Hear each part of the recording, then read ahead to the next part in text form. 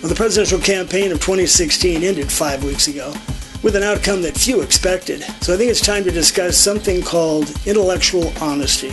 Stay with us.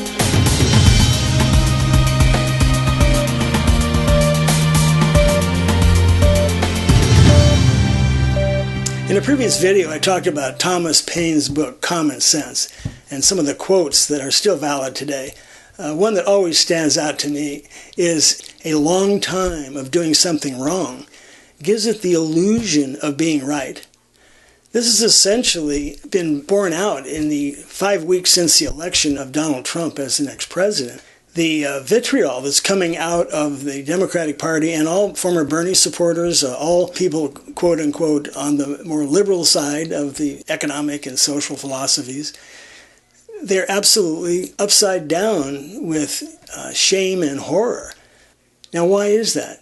Why would something so anti-American as a socialist economy, something that has brought countries down in the history of the world, first Greece, then the Roman Empire, Russia completely imploded, and China finally figured out it can't feed its people unless it starts adopting some free trade for its own citizens. It has taken a long time, but people are getting so used to some of the goodies that come their way at no apparent cost to them personally. They don't see that their wages should probably be 20 or 30% higher because they're managing, and somehow it just seems so unfair that all of a sudden we're going to have strict business policies, that fairness is determined in the marketplace and not by politicians. The real surprise to me were not people that I knew who were in the middle to lower socioeconomic level.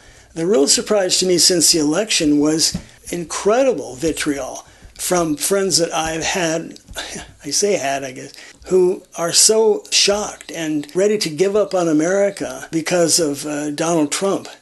And I'm sure it's issue-oriented, possibly on his position on Muslims or on tightening up security at the Mexican border. Whatever it is, these individuals are solid. They are solid financially. They own real estate. Their children have been put through college. The children now have jobs. They've invested wisely. Incredible, solid financial family and the upbringing of their children. They should be very proud of. All personally utilizing the aspects of free enterprise that only come from true capitalism. And we've never had true capitalism. As defined, it's trading in the marketplace property for property without government intervention. Now, we haven't had any type of capitalism without government intervention since the Constitution, but it's always been such a small degree of interference that it hasn't personally affected in the short run most voters, so they don't even see that as a problem. Now, since World War II, it didn't take long before politicians started utilizing rules to try to stimulate the marketplace one way or another. And Roosevelt essentially gave a one big giant credit card to the nation that future generations would have to pay off. The idea of an exploding national debt just seemed, well, that's okay because we're going to level the playing field. As I talked about in a previous video, you cannot by law ever mandate success. You can't just pass a law if it was unanimous. 100 senators and 435 congressmen just unanimously say, yeah, we're going to pass a law that everyone is going to earn more money than it takes him to live and everybody will have prosperity. It is absolutely impossible in nature. But you can legislate for mediocrity or total failure. And that's essentially what we've done. Interfering with the free market has been the foundation over the last 8 years. The free market has been and always will be the most fair assessment of the worth of any business or product. Any attempt to interfere in what the free market says will always lead to some type of disaster. Sometimes it takes a few years before the disaster is realized. And of course, by then, you have different politicians and they go, hey, I didn't vote for it anyway. So it gets to be quite a mess when you allow politicians to decide what at that time appears fair. It's kind of like the trickle-down theory on steroids. But this time it is trickling down the economy so that you do get equality.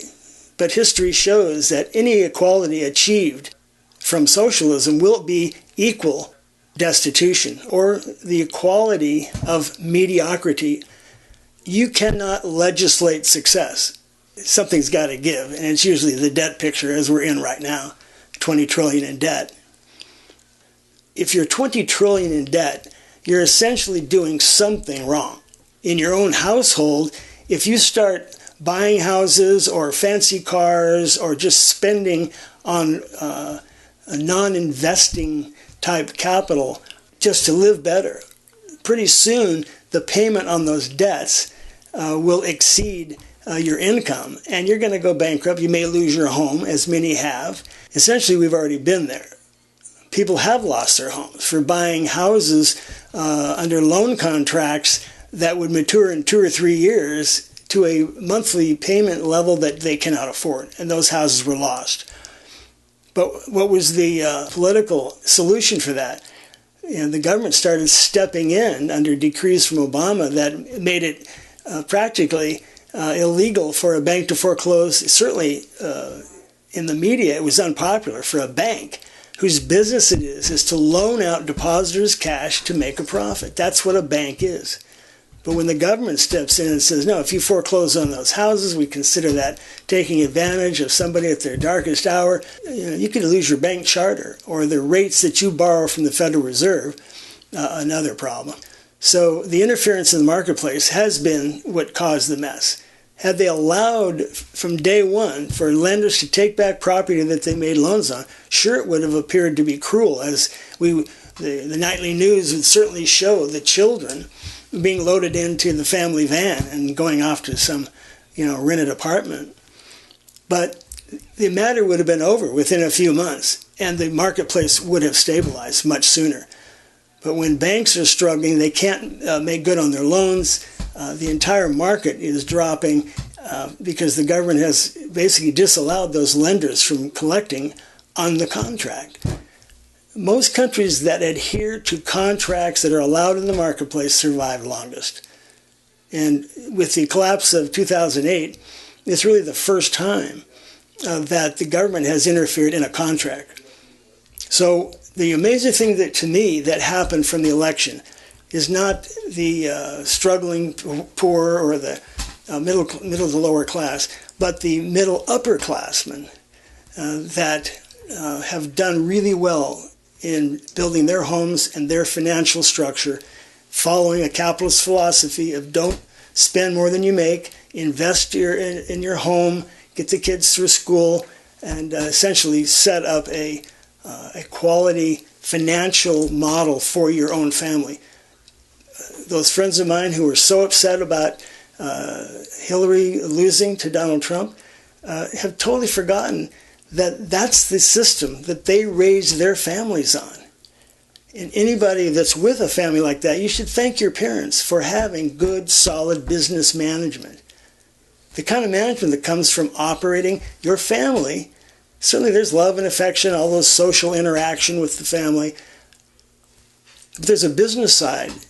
And the adults in a household, they know the business side. Managing the monthly bill paying with the amount of money that's coming in from income.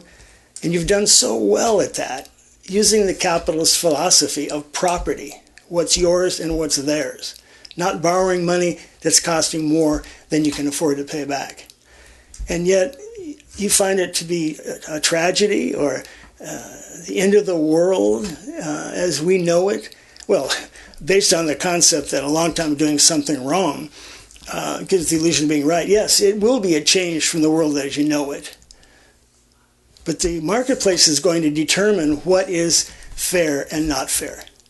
So hopefully you will exercise intellectual honesty as you look in the mirror at the reasons for your opposition to a business culture, starting at the White House and the cabinet. The media keeps talking about all of the new hires that are coming into the cabinet, but there's very little written. There's small articles even in the Wall Street Journal about who they're replacing. Here's the shocker. Would it be a surprise if you found that 90% of the entire Obama administration staff and cabinet never had a job, a bill-paying job where you had to write checks every month to make sure you weren't spending more than you're taking in? They were all academics, community organizers, people who got money from the private sector to give away so that that company would get a tax deduction, but they never had to worry about making a payroll. They never had to balance their expenditures with the potential income. You're seeing just the opposite of that now. So major issues are going to be coming about.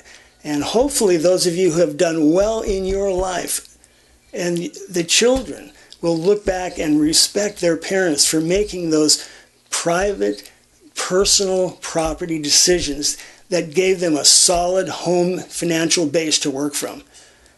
So how can you oppose the very philosophy you used to raise your family and vote so strongly for a philosophy that is absolutely the opposite of your own personal philosophy in running your own personal life? So sometimes you want to feel like, hey, I've got plenty of money, so I feel like the government should give money to the poor or whatever it is, but it costs someplace. And when people protest either tax raises or whatever it is, out comes the Federal Reserve, and now we've borrowed and printed up $20 trillion. As I've said in previous videos, you don't pay that back. You hope for inflation to diminish the cost of those loans. Right now, everybody seems happy that, hey, we're approaching 2% growth in most of the private sector. 2% growth would mean shut it down. What's the point of going through all this agony of dealing with all the regulations in the marketplace, and I'm only growing by 2%? As I said in the very first video I did, America is the world's largest corporation. And if it's run like a business, we should dwarf all other countries, so there would be no need to fear war. Other countries say, I want to be like America. But right now, when everybody's screaming for their share of the dwindling pie, there's so much hostility inside our own borders that a foreign country says, geez, I want to live in that kind of a country. I mean, they're shooting people 80 a week or something in Chicago, and there's protests everywhere and strikes and threats. America does not look like that supposed shining beacon on the hill any longer.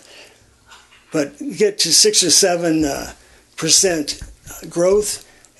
Mathematically, with mandatory income from taxation and some of the other issues that come from a productive society, America should just dwarf all other countries, and will if capitalism is allowed to prevail without government intervention. There'll always be some, but let's just give it a chance to see what happens when people start treating the income and expense balance sheet of the United States as you would any corporation that you have great respect for.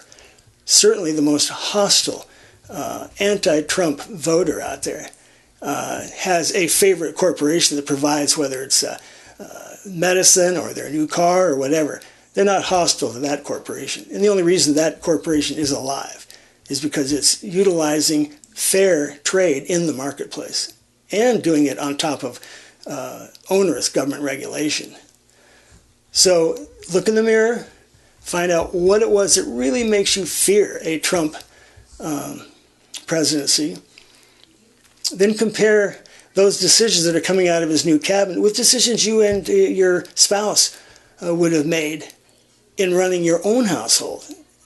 And I'm fairly confident you'll find that you exercise principles that are way more attuned to what's happening under the new proposed Trump administration and their cabinet, as opposed to the edicts that were coming out of the Obama White House over the last 8 years.